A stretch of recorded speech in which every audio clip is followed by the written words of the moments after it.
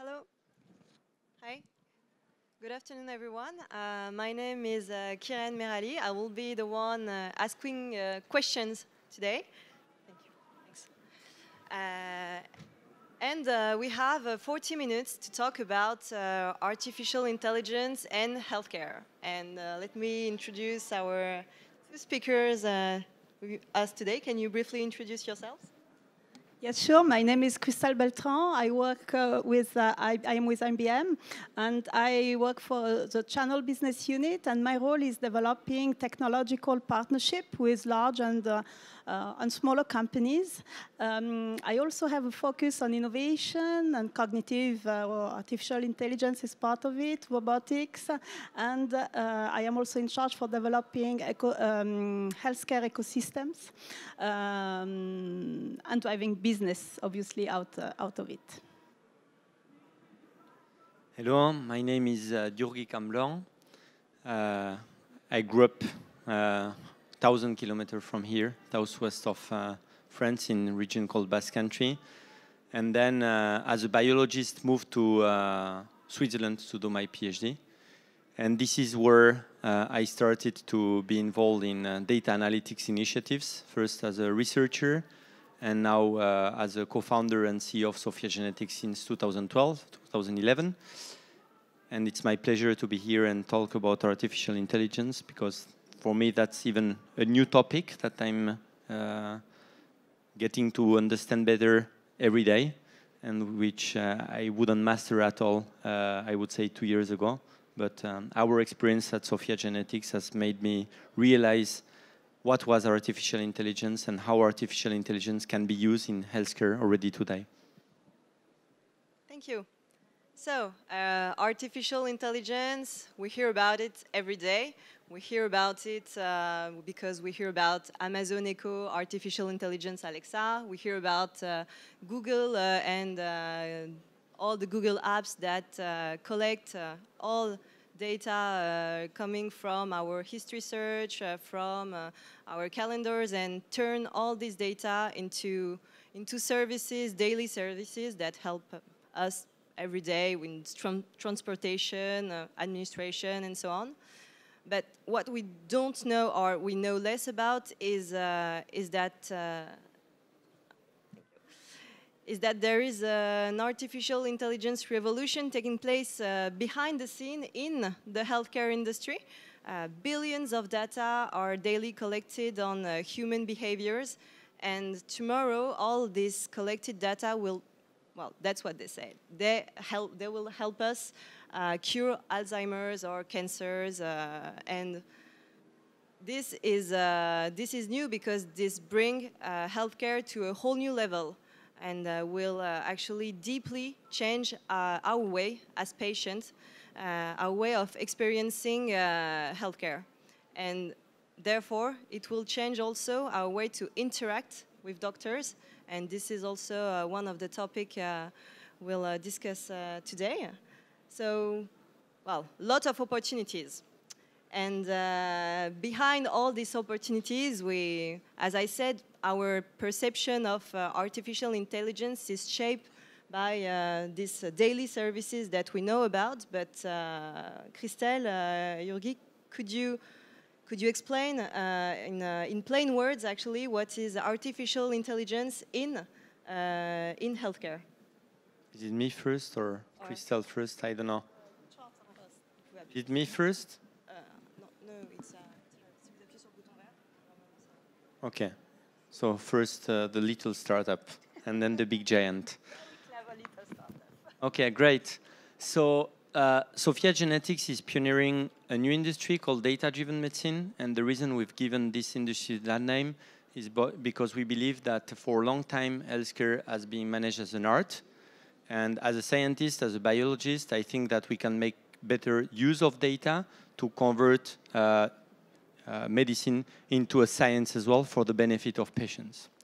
Now, when we started in 2011, to make the story short, we did see a huge opportunity in the healthcare industry, which was the deployment of the first ever digital technology in hospitals.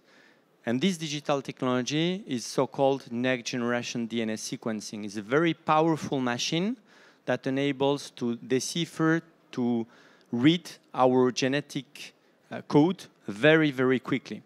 And that's something that is extremely important and that is going to change medicine as antibiotics have been changing post-war, because thanks to the understanding of our genetic code, we can understand the origin of diseases. Diseases like rare disorders, 6% of you are suffering from a rare disorder, but as well diseases like cancer, because in the end cancer is not more than a disease of our DNA. Cancer is a disease where mutations are being acquired by our DNA in some cells, and then the cells get crazy and are not controlled anymore, and this leads to tumors. So this vision of using digital information starting with genomics data is not unique to SOPHiA GENETICS, and actually was already presented by someone you know, as he has been very active and very visionary, and this was Steve Jobs, who in 2007 was diagnosed a pancreatic cancer. And at that time, he was among the first 100 individuals whose tumor genome was sequenced. And he had, at that time, given a very provocative pitch and said that he would either be among the first one to be cured from cancer thanks to the sequencing of the DNA content of his tumor, or either be one of the last to die. 2007 was very early time. Hospitals were even not equipped with these machines, and obviously knowledge was not there. So unfortunately, Steve Jobs couldn't be saved. But since then, there has been two huge revolutions that happened. The first one is, as I said, the emergence of this technology called next-generation DNA sequencing. This technology was first time used in 2003, just that you realize that. It took 13 years and $3 billion to sequence the first human genome, which is 50 meters of book, the information we have in each of our cells. And nowadays, the same performance can be done in a daytime for less than $1,000. So that's why hospitals have adopted this technology to understand the molecular mechanisms behind diseases. In parallel, what happened with some of the companies you did mention, IBM as well, but I would say more others that are known by the big public, artificial intelligence principles emerged, and you know today we benefit from them, for example, using TripAdvisor. And so the benefit of these two technologies, I think, is going to enable us to go into a new era of medicine, an era of medicine where we're going to be able to target for benefit. And that will be the last slide of my pitch in 2 minutes. SOPHiA GENETICS is a startup company that became leader in this industry. We started in 2011, launched our solution in 2014, and our artificial intelligence is the most used in the industry. We've been able to connect, through the use of this artificial intelligence, over 305 hospitals that are using our software as a service platform, SOPHiA DDM.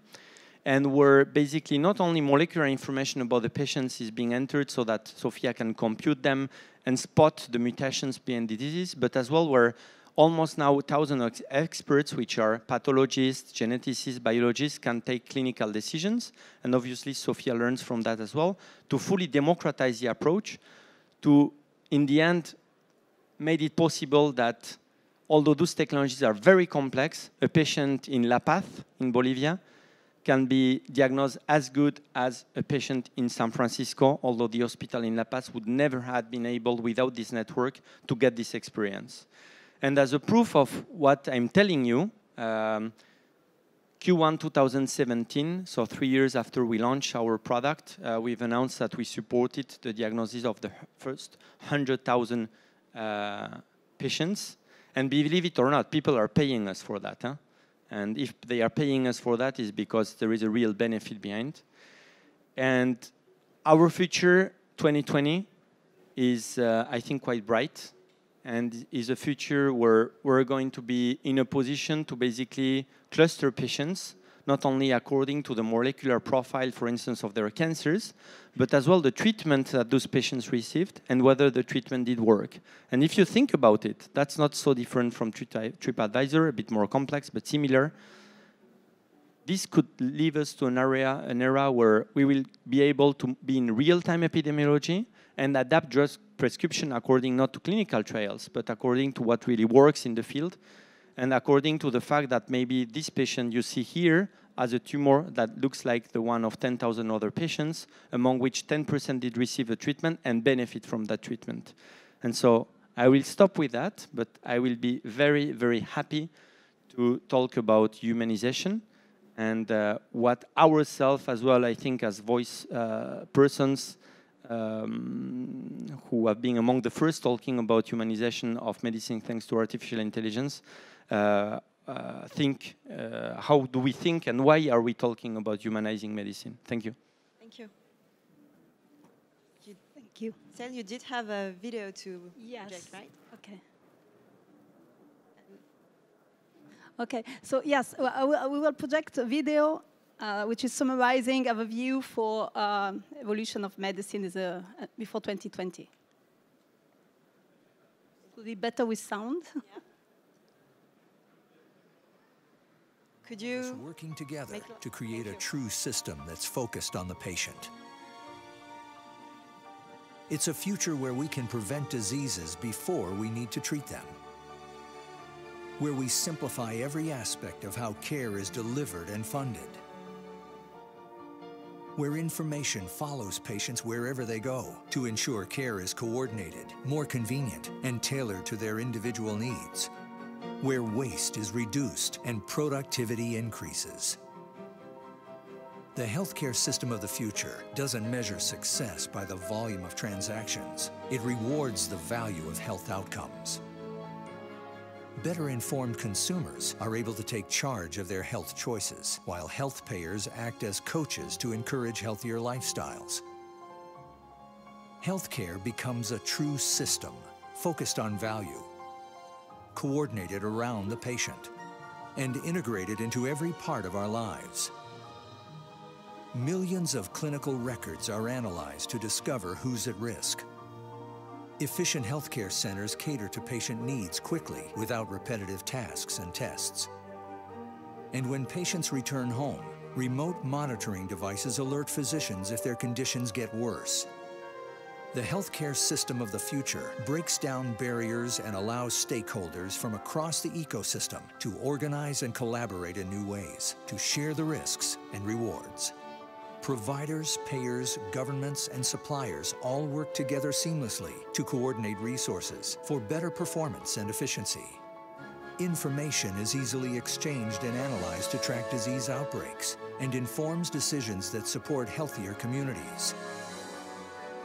And the healthcare system of the future ensures that knowledge is systematically integrated and instantly shared. Translational science speeds up adoption of new practices, and evidence-based support becomes part of the clinical workflow. Powerful technologies like IBM Watson analyze hundreds of millions of pages of data in seconds to support a physician's diagnosis.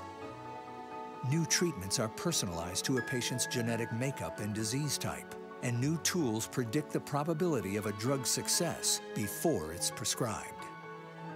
But to get to the coordinated patient-centered healthcare system of the future, we need to act today. Organizations that redefine their value to deliver better patient outcomes will succeed. Acting with urgency, these organizations are creating new partnerships to respond to the enormous, rapid changes ahead. How will your organization keep up? It takes a transformation of how the healthcare ecosystem accesses, shares, and harnesses information.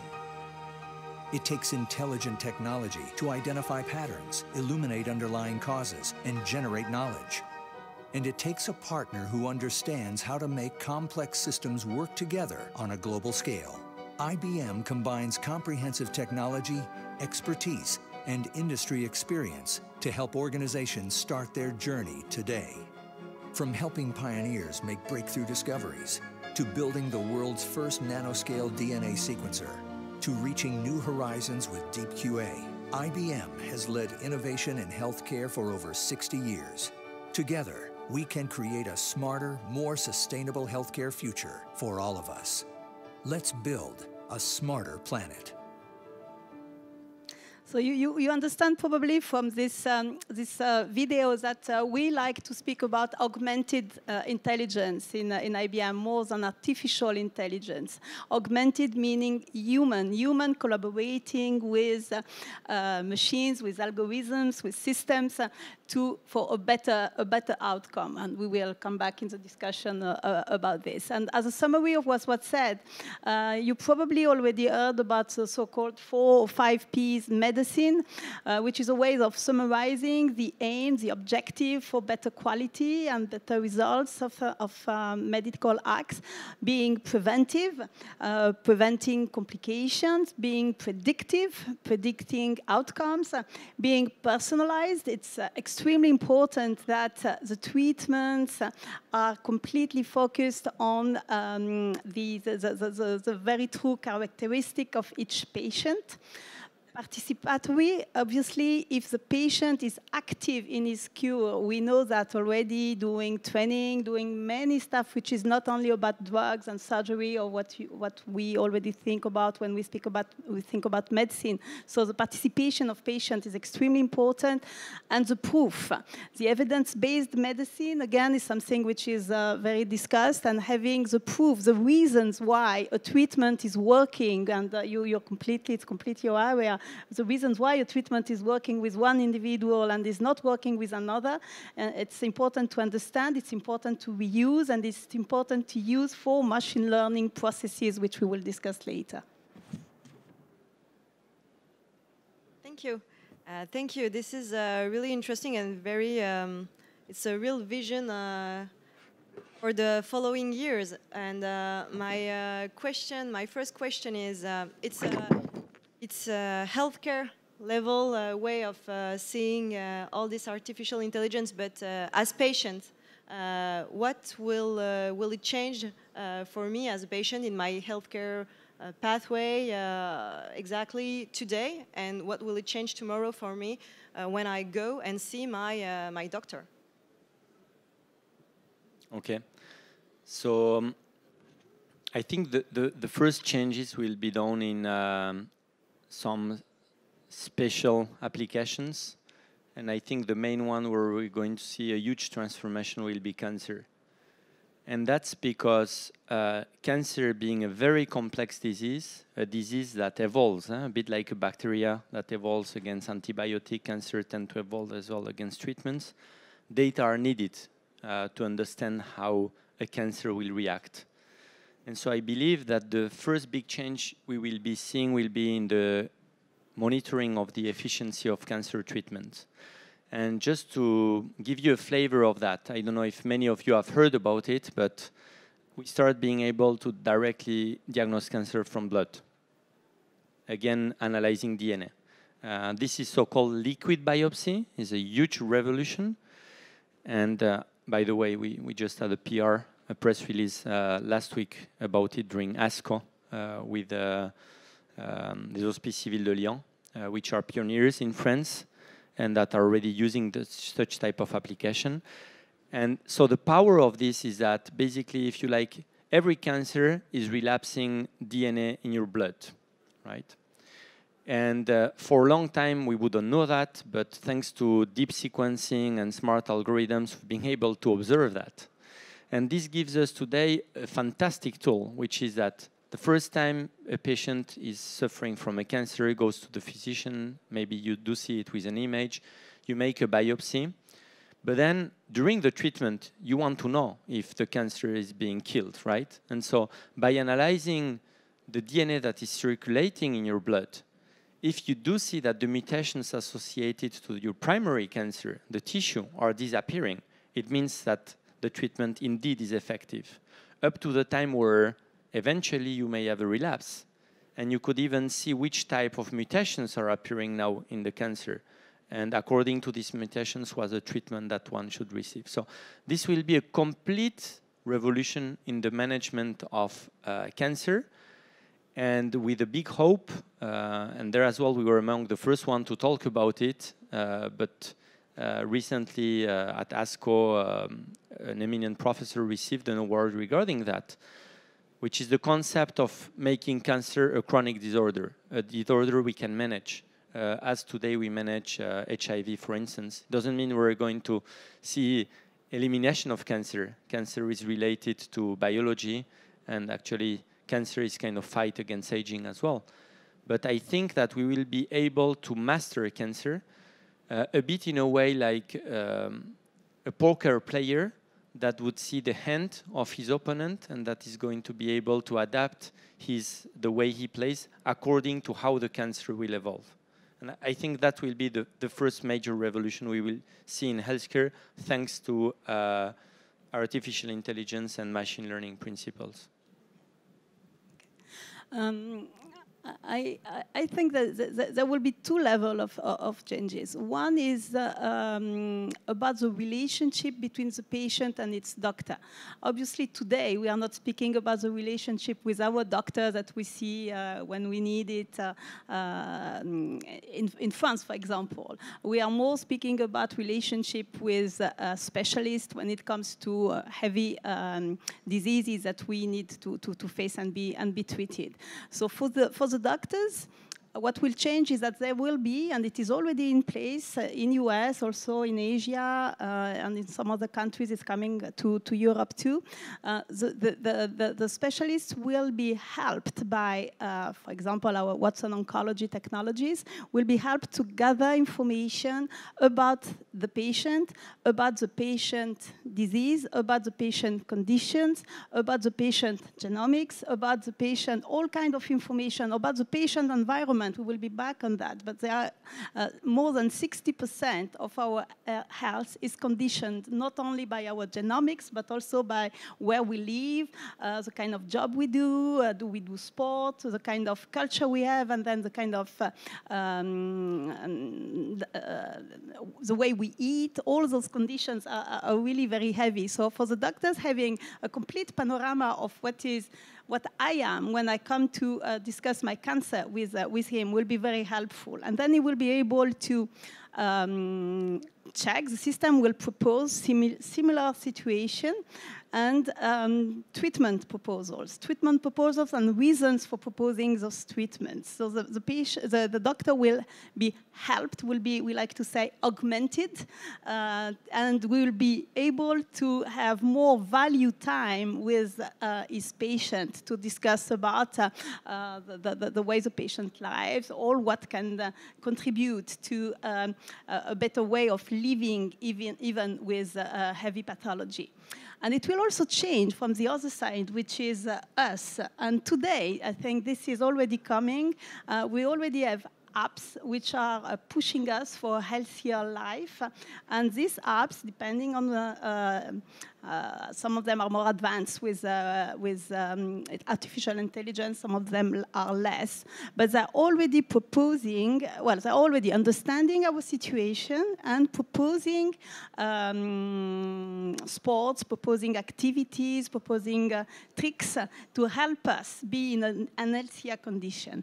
I want just to take as a conclusion a couple of examples. For example, with Teva, the pharmaceutical company, we are running an experiment in which asthmatic patients are anticipated with information about the dose they need to take for the treatment, depending on the weather conditions on where they are heading to. Right? So this can be small, but can be a very much comfort for an asthmatic person in their daily life. And you know about the diabetics solutions. There is a solutions with Medtronic which enables the patient to understand up to 3 hours earlier than an hypoglycemia will possibly appear, to be alerted and to do whatever it needs to do to avoid to be in hypoglycemia. So there are things happening both on the professional, specialist side today, and on the patient side. And our daily lives, there are already things that you can see and you can experiment. Thank you. But what for me, as I understand it, the purpose of the artificial intelligence in healthcare is also to prevent, as it was mentioned in the video, to prevent and even maybe to perform the diagnosis before I enter my doctor office. Well, is that possible? And then somehow does that makes him does that make the doctor a little bit this relationship unnecessary, or where is the value there? It's a good question. But I wouldn't like to break the party here. But we don't have to sell dreams.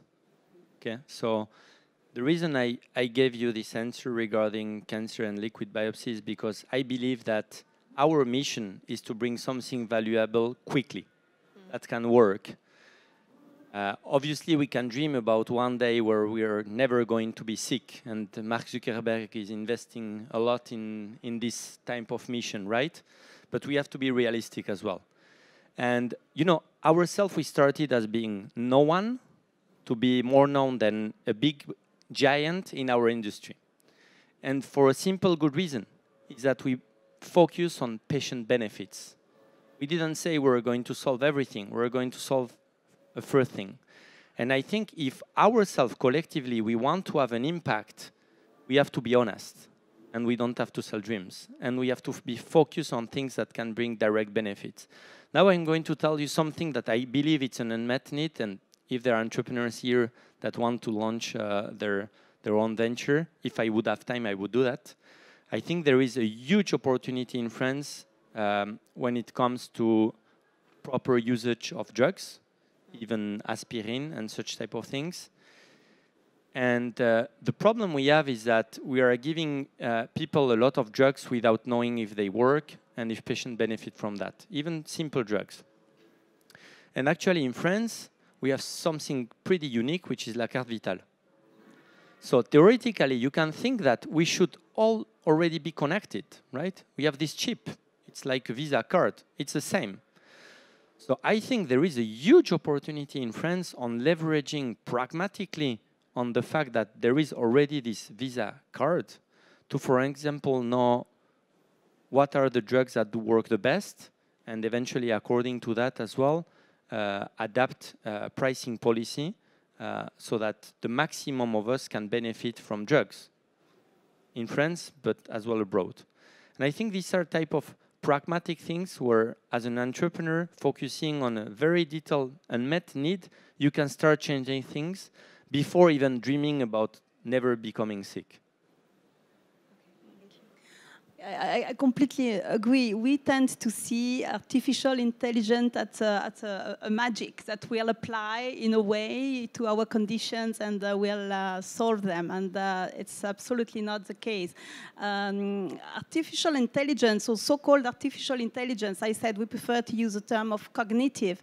It is something which is possible today because of a long history of technologies like statistics, nothing very recent, technologies like rules management, and then the latest machine learning and what we call AI and many others. So all this history of technology together with other three factors. One is data. We have data everywhere today. Millions, billions of data. Some of them are completely useless. Some of them is very useful at a certain point in time and completely useless 1 second later.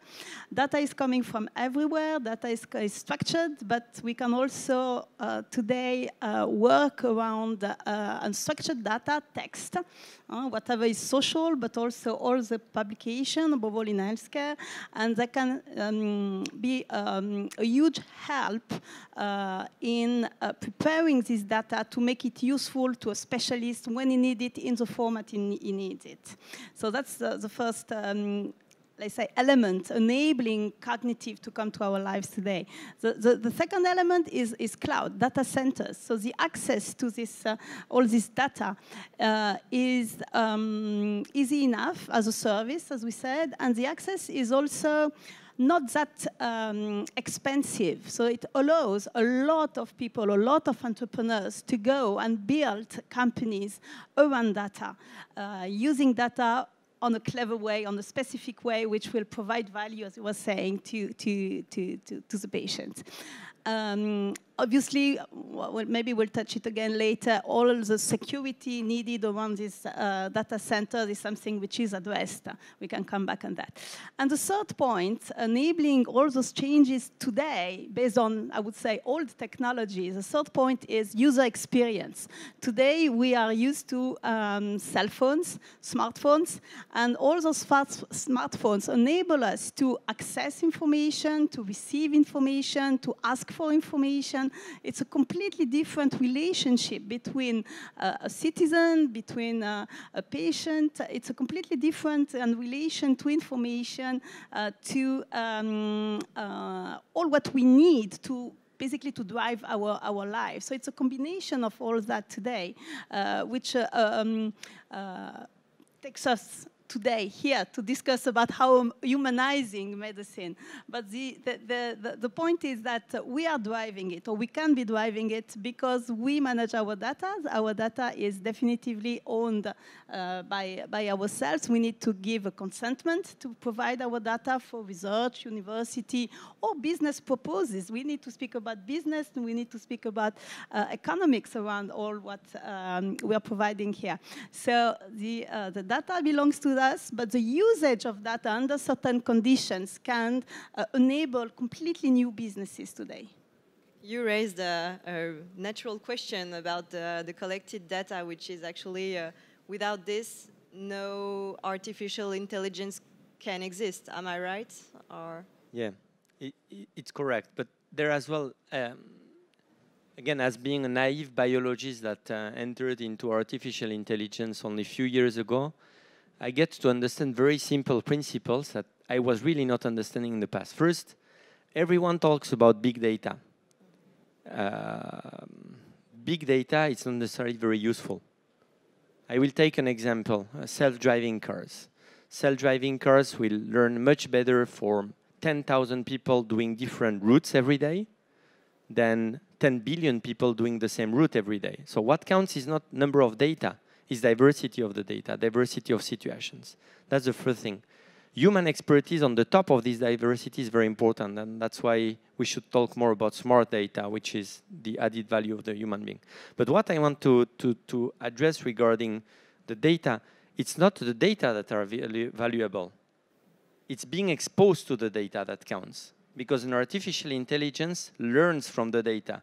Sophia has already learned from all the data it has been exposed to, not by itself. We made him learn, and our users made him learn. But the data are not needed anymore. He's already able to solve the problems he's being exposed to, and from those problems, even invent new ways of potentially solving new problems. So I think there is a lot of mystery regarding data, and people think that, the more data a company has, the more value the company has. It's not true.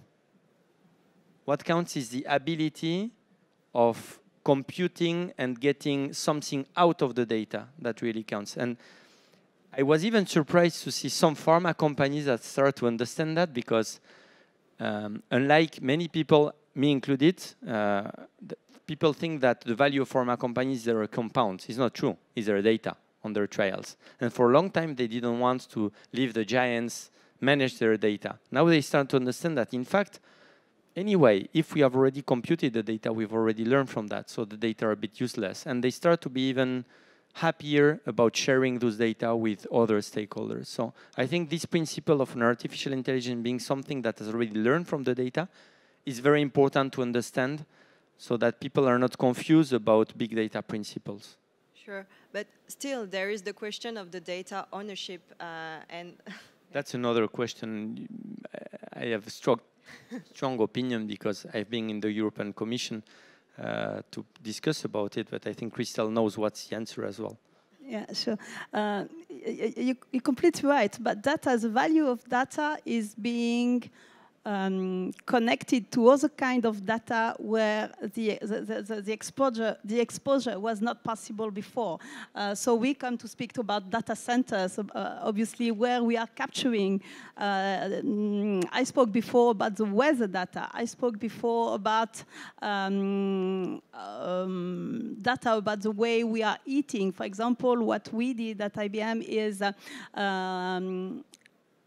understanding the molecular composition of aliments. And out of that and out of cultural habits and the taste of a person, we are able to prepare a diet which will respect both the conditions of the patient and also his taste, because one of the problems is not following the doctor's advices sometimes. So, combining aliments information, weather information, environment information, pharmaceutical information, or many kind of information, then that's how the value is built.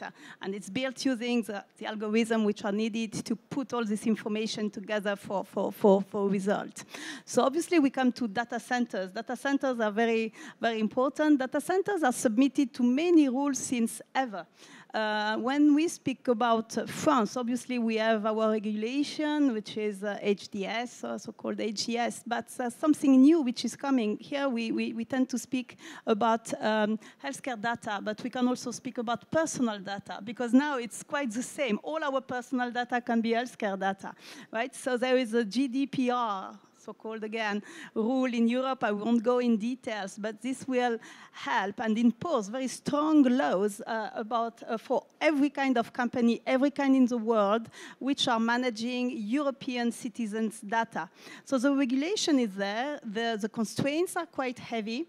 I think all the companies are going to comply with that. That's why for IBM today we have a HIPAA-compliant Watson Health data center in US.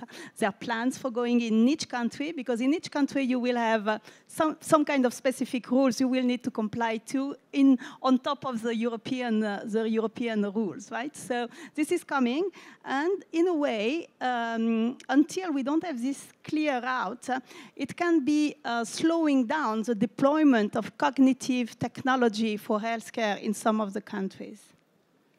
Maybe can I follow up on that? So I don't know if all of you follow that. A year and a half ago, we have been very lucky in Europe, and I think this is going. I will tell you why very lucky, because I think the GDPR, what Crystal just said, is going to give a huge competitive advantage to European companies. But I would like to develop on that. So what happened a year and a half ago is that we were lucky that an Austrian student sued Facebook pour le droit à l'oubli in Europe, and this led Europe with some lobby, not from them, but from another big company, to set rules regarding data protection in Europe. And there, the principles are simple. You have two types of stakeholders. Data controller, there is no ownership. Forget about it. Every person that tells you data ownership, it doesn't exist in terms of legal aspect. So data control, we should all be able to control the data. And we may indeed give control to the data to another stakeholder, which is the case when, for example, you are diagnosed in an hospital, the hospital becomes a data controller as well. And then you have data processors. And most of the companies will be data processors. We are a data processor. A data processor is someone that acts on behalf of the data controller for a given mission. No right of selling data, no right of using data for another approved reason than the one given by the controller. I think that's extremely powerful and important. And why it is? Because without such regulation, we wouldn't be able to build trust. Trust from patients, trust from physicians. So I think this was a blessing that this happened in Europe, in healthcare particularly. And I think this will be a huge competitive advantage for any new startup European company that will emerge, because from day one you will be fit with what will become the standard. And this standard, just to jump on HIPAA, is much higher than HIPAA. So for once, maybe Europe will be ahead of US. And I think that's good news. Thank you. Thank you, both of you, for answering all these questions. The clock is ticking, so we don't have much time. But I'd like to ask a question of what are the limits? So it's very general, but there are still, I guess, limits, ethical limits, or even technological limits that still exist. And what are let me say it like this. What are the next challenges, actually, for artificial intelligence to develop in this industry? Okay, so I will be very honest and frank, as I am in my business cards, which are transparent. The limit is just politics, but not politics, the politics. By politics, I mean every people. Because I think it was pretty well said by Emmanuel Macron during the elections. You have the progressist and conservateur. And in healthcare, you can have people which are conservateur and do think about themselves and not about the benefit of all the patients. And I think a lot of initiatives around creating a collective intelligence, around sharing knowledge, as it has become to be usual in, for example, education, where with MOOCs we share lectures with Africans. There are physicians or people around these institutions that still don't understand that together we are stronger, and that it's better adopting technology and trying to work together rather than because of political reasons trying to do everything by itself. Yes, I would say sky is the limit. The limit is within ourselves, what we want to do, but the trends are there. And the earlier we'll capture the trends. You spoke about Steve Jobs. He tried it. It was not the right time, but right now I think we will think about both from an individual point of view. I want to have the better life I can. I was told an example of some mainly young people now that are subscribing to some companies in the US, are sending healthcare information, and they have back every month or whatever a prescription about what they should do, and this is very comprehensive. It's not that they are in a disease condition already, but it's just a global information. So there are things like that happening. Is that good or bad? Maybe that's not, we have no time for that. But there are things like that happening, right? So the movement is there, and changes will happen. That's maybe my personal opinion. Changes will happen. We are in there. We will not be able to stop it because it's worldwide. It's not only France, it's not Europe, it's not me, it's everybody.